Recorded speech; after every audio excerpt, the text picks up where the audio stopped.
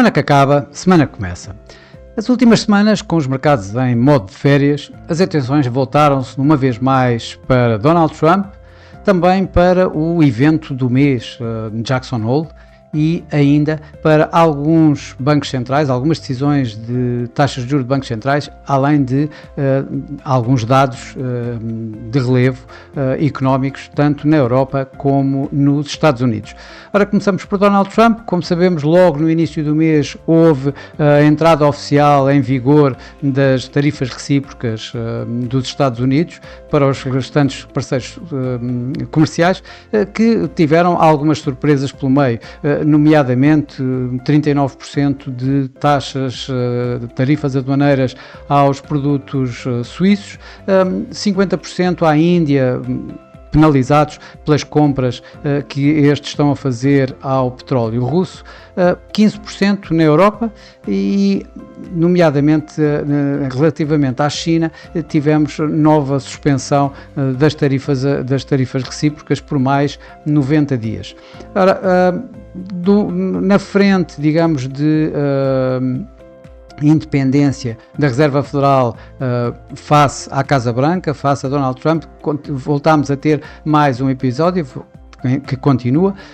que é o afastamento de uma governadora da Reserva Federal, Lisa Cook, alegadamente por fraude hipotecária, de empréstimos hipotecários, que estão aqui assim na base para uma tentativa, mais uma vez, de colocar, digamos, na Reserva Federal, no Conselho de Governadores do FED, mais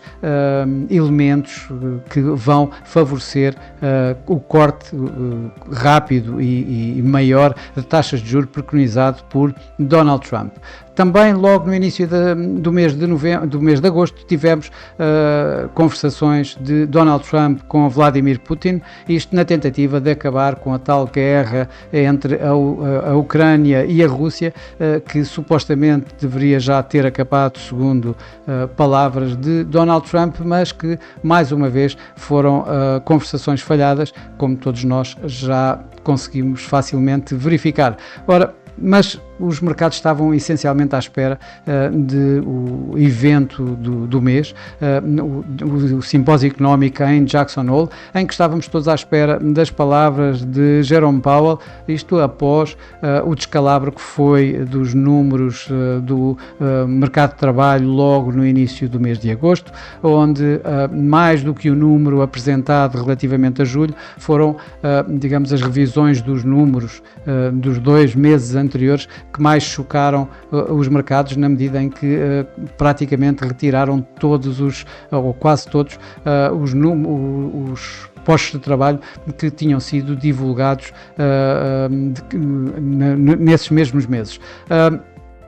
Jerome Powell alinhou mais pela linha de cortes de taxa de juros de 25 pontos base, provavelmente nesta próxima reunião de setembro, isto se os tais dados económicos assim o continuarem a permitir. Ora, esses dados económicos durante o mês de agosto até, digamos, não foram tão na linha desses mesmos cortes de taxa de juros. Enquanto na Europa, por exemplo, tivemos dados da inflação esta semana, dados da inflação nacionais em linha com o esperado, já nos Estados Unidos o índice de preços no consumidor que tivemos durante o mês de agosto manteve-se nos 2,7%, tal como era esperado, e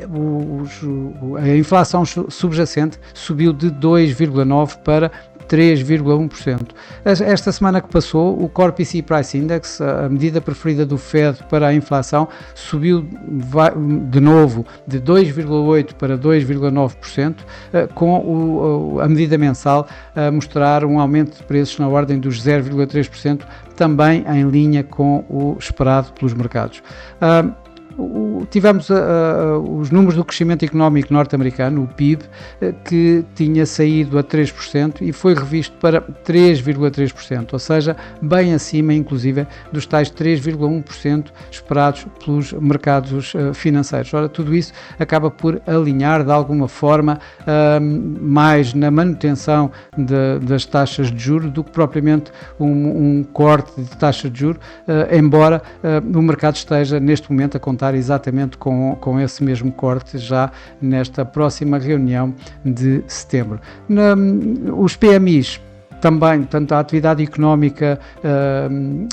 tanto nos Estados Unidos como na Europa, esses PMIs mostraram uma aceleração dessa mesma atividade, tanto na Europa como nos Estados Unidos, e portanto também darem de alguma forma a indicar de que a política económica, a política monetária da Reserva Federal também tem a possibilidade de se manter da mesma forma como está neste momento. Tivemos também vários bancos centrais a decidirem sobre taxas de juros durante este mês de agosto. Começámos logo pelo Banco de Inglaterra, logo no início do mês, que cortou a sua taxa de juros em 25 pontos, mas numa reunião histórica em que pela primeira vez foi preciso uma segunda votação para conseguirem decidir sobre taxas de juros, uma votação que teve 4 para manter taxas de juros e 5 para então o tal corte de 25 pontos, isto numa volta bastante mais hawkish desta vez no próprio Banco de Inglaterra. O RBA também cortou 25 pontos base e tal como fez o RBNZ na Nova Zelândia, mas este sim com uma volta mais dovish, ou seja, a orientação futura do Banco Central neozelandês aponta para que as taxas possam cair mesmo até aos 2,5%. Esta reunião elas caíram de 3,25% para 3%. Tivemos ainda os bancos centrais sueco e norueguês, que mantiveram as suas taxas inalteradas em 2% e 4%, respectivamente. O mercado acionista neste mês,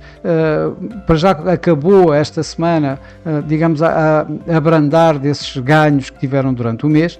mas ainda assim o próprio S&P 500 nos Estados Unidos ainda conseguiu registar esta semana um novo máximo de sempre, atingindo pela primeira vez os 6.500 pontos. Mas de facto durante o mês de agosto foi um mês bastante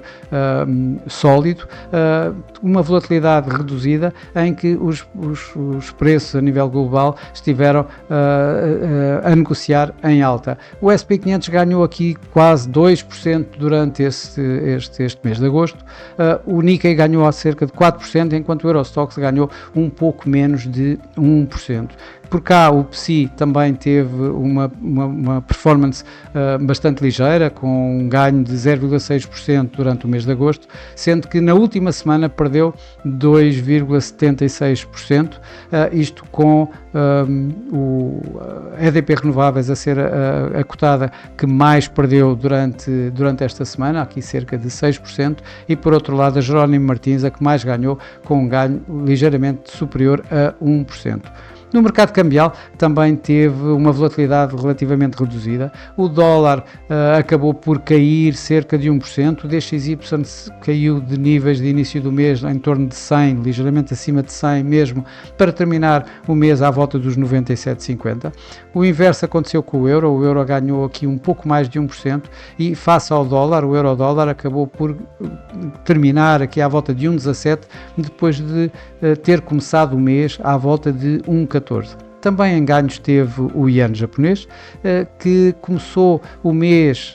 acima de 150 ienes por dólar e acabou aqui à volta dos 147 ienes por dólar. Já tanto o franco suíço como a libra terminaram praticamente alinhados com os níveis de entrada do mês, com o euro suíço a negociar à volta dos 0,93 e o euro-libra a terminar aqui à volta dos 0,8650. Com desempenhos, destacando-se por os desempenhos positivos que tivemos as moedas nórdicas, que ganharam tanto face ao euro como face ao dólar, se bem que com o dólar, obviamente, tiveram desempenhos bem melhores. Foi o caso da coroa sueca, que ganhou aqui assim à volta de 3,5% face ao dólar, enquanto a coroa norueguesa ganhou mais de 2,5% face ao dólar. As moedas emergentes, de economias emergentes, pela negativa destacou-se mais uma vez a lira turca, que perdeu face ao euro aqui quase 4%, continua a negociar a registrar novos mínimos, tanto face ao euro como face ao dólar. E por outro lado, positivamente destaca-se o rand sul-africano, que este mês ganhou aqui assim cerca de 2%, um pouco menos de 2% face ao dólar. O mercado de commodities, tivemos aqui assim comportamentos mistos, obviamente, com o ouro a registrar ganhos e o petróleo a recuar. Esta semana tivemos um ganho do ouro à volta dos 3,3% e um ganho marginal do Brent aqui à volta de 0,5% aproximadamente. As expectativas de cortes de taxa de juro e alguma incerteza nos mercados em geral, com mais algumas fricções, digamos, geoestratégicas, acaba por estar a dar aqui assim impulso ao ouro. E durante o mês de agosto vimos aqui assim o ouro a ganhar cerca de 5,5% e a registrar novos máximos de sempre, desta vez acima dos 3.450 dólares por onça de ouro. Já o petróleo, o aumento da produção e ainda há alguns entraves, digamos, no consumo, nomeadamente via uma desaceleração económica devido às tarifas, acaba por estar também a continuar a pesar no petróleo e tivemos durante este mês de agosto uma queda do WTI muito próxima dos 8%. A semana que vai começar é uma semana que voltamos de férias, mas as preocupações continuam a ser basicamente as mesmas. Donald Trump e mais dados económicos, desta vez importantes, que vai começar como começou o mês de agosto, com os non-farm payrolls. Ora, para já, Donald Trump enfrenta mais uma situação de tribunal, ou seja, já com os mercados fechados na semana passada, houve um tribunal que decidiu que as taxas impostas ou a grande parte das taxas impostas por Donald Trump são ilegais. Vamos ver como é que o mercado vai reagir durante esta semana a isto, ou principalmente como Donald Trump, que já disse que vai impugnar esta mesma decisão e que provavelmente acabará tudo no Supremo, embora as tarifas se mantenham em vigor até lá. Por outro lado, vamos ter a interferência, vamos continuar a ver de que maneira que continua a ser visto pelo mercado a interferência de Donald Trump na Reserva Federal dos Estados Unidos. Até agora o mercado tem feito um pouco vista grossa, a volatilidade tem estado continuamente baixa, os mercados acionistas continuam sólidos de alguma forma e o dólar não tem tido grandes perdas. Vamos ver se isto vai continuar ou se, por outro lado, o mercado vai começar a ter mais atenção a este caso, aqui assim com Lisa Cook e com a interferência direta de Donald Trump a tentar ingerir, digamos, nas decisões das taxas de juros da Reserva Federal dos Estados Unidos. Mas são os dados económicos desta semana que o mercado vai estar mais atento do que qualquer outra coisa, creio eu. Isto quando na Europa vamos ter os dados da inflação, em que é esperado que se mantenha nos 2%, com a inflação subjacente inclusive a cair de 2,3% para 2,2%, e a revisão do PIB, que deverá manter os dados preliminares em torno nos tais 0,1% de crescimento económico. Mas é nos Estados Unidos, principalmente, que os mercados vão estar a olhar. E vai ser mesmo no último dia, na sexta-feira, em que vamos ter os dados dos non-farm payrolls, os dados do mercado de trabalho, que o mercado está à espera de ver um crescimento de 75 mil novos postos de trabalho, com a taxa de desemprego a subir de 4,2 para 4,3 e o crescimento salarial a manter-se nos 0,3%. São estes números que provavelmente vão ter mais impacto caso haja alguma surpresa nestes mesmos números. Isto quando, obviamente, vamos ter uma semana bastante preenchida com os dados de atividade económica do ISM, com os dados privados do emprego, a ADP,